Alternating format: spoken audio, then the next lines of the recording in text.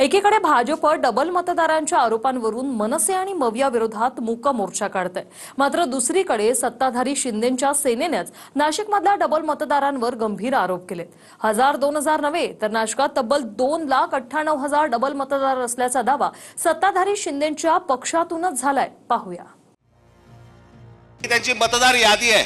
असे लाखो लोक आहेत महाराष्ट्रभर की जे या मतदानासाठी म्हणून वापरले गेले। ही 116 विधानसभा आहे।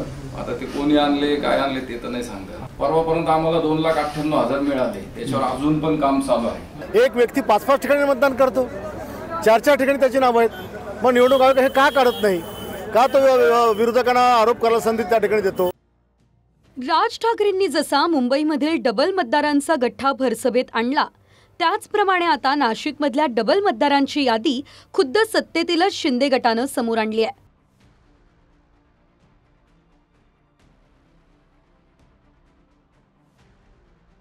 धक्कादायक म्हणजे नाशिकमध्ये तब्बल 2,98,853 दुबार मतदार असल्याचा खळबळजनक दावा शिंदेच्या शिवसेनेने केलाय।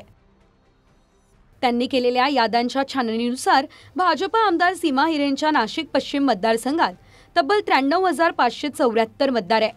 भाजप आमदार देवयानी फरांदे यांच्या नाशिक मध्य मतदारसंघात 58,034 दुबार मतदार आहे। भाजप आमदार राहुल ढिकले यांच्या नाशिक पूर्व विधानसभेत 86,239 मतदार आहे, तर दादा गटाच्या आमदार सरोज आहिरे यांच्या देवळाली मतदारसंघात 61,006 मतदार दुबार निघालेत। नाशिक ग्रामीण भागात शिंदेच्या पदाधिकाऱ्यांनी केलेल्या दाव्यानुसार अंदाजे भुजबळांच्या येवल्यात 21,457, दादा गटाचे आमदार दिलीप बनकर यांच्या निफाडमध्ये 24,812, दादा गटाचे आमदार नरहरी झिरवळ यांच्या दिंडोरीत 20,504, तर शिंदेचे आमदार सुहास कांदे यांच्या नांदगावात 23,686 मतदार दुबार असल्याचा दावा केलाय। त्यातले जवळपास 100 मतदार हे 125 विधानसभामध्ये आहेत। एक सारखेच नाव आहे, वय आहे, एक सारखे फोटो आहे, आणि ते गाव आहे मुलजवळ। ही 116 विधानसभा आहे। आता ते कोणी आणले काय आणले ते तर नाही सांगता। विधानसभेला मॅपिंग केलं 15च्या 15, तर साधारणतः परवापर्यंत आम्हाला 2,98,000 मिळाले, त्याच्यावर अजून पण काम चालू आहे। विशेष म्हणजे दुबार मतदारांबद्दल वारंवार तक्रार देऊनही निवडणूक आयोगानं कारवाई न केल्याचा आरोप शिंदेच्या शिवसेनेनं केलाय। दरम्यान एकीकडे नाशिक शहरातल्या विधानसभांमध्ये एकूण मतदारसंख्या किती आणि त्यात किती मतदार दुबार असल्याचा दावा शिंदे गटाकडून होतोय, तेही पाहूयात। नाशिक पश्चिम एकूण मतदार 4,83,495, त्यात 93,574 इतके दुबार मतदार असल्याचा आरोप आहे। नाशिक मध्यमध्ये एकूण मतदार 3,45,393 आहेत, त्यात 58,034 दुबार मतदार आहे। नाशिक पूर्वमध्ये एकूण मतदार 4,09,239 आणि त्यात 86,239 दुबार मतदार असल्याचा आरोप आहे।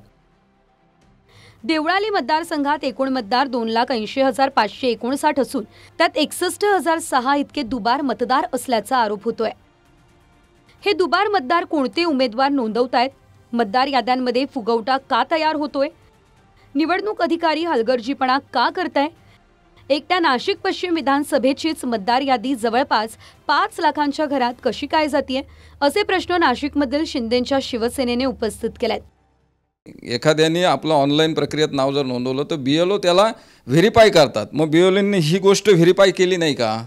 एका ठिकाणी कशी काय येऊ शकतात? आता काही ठिकाणी बघा, या ठिकाणी बागलाण विधानसभेचे काही मतदार आहे जे 125 मध्ये नोंदवले, मालेगाव बाह्यचे मतदार हे 125 मध्ये नोंदवले। मग हे कोणी नोंदवले?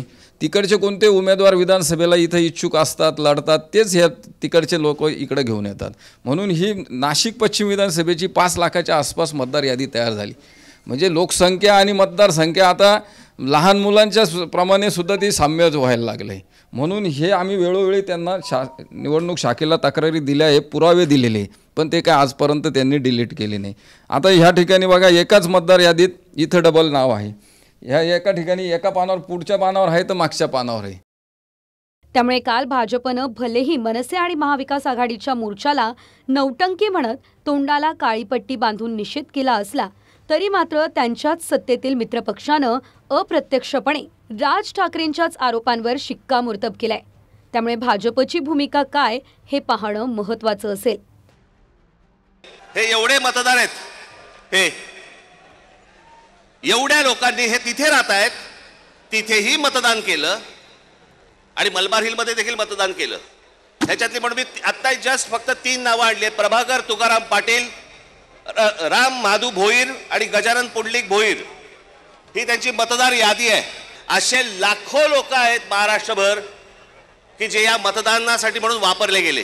याचा फायदा महाविकास आघाडीलाच होणार आहे, कारण ही नावं त्यांच्या काळातली आहे आणि काही विशिष्ट समाजाची नावं आहेत जे त्यांचे परंपरागत मतदान त्या ठिकाणचे आहेत. आणि म्हणून निवडणूक आयोगाने त्यांचं आंदोलन राजकीयदृष्ट्या बघू नये किंवा आमचा देखील राजकीयदृष्ट्या बघू नये. निवडणूक आयोगाचा कर्तव्य, त्यांचा धर्म आहे की अशा प्रकारचे नावं त्यांनी काढले पाहिजे आणि ते काढावे. आणि जास्तीत जास्त जी नावं आहेत ती काँग्रेसला मतदान करणारी नावं त्याच्यामध्ये डबलची आहेत आणि ती त्या मागच्या काळातली आहेत. म्हणजे याच्यामुळे सरकारमुळे ही नावं आहेत असं म्हणणं त्यांचा चुकीचा विषय आहे. पण ही नावं निवडणूक आयोग का काढत नाही हा माझा आजही प्रश्न त्यांना आहे. पवन येवले, TV9 मराठी, नाशिक.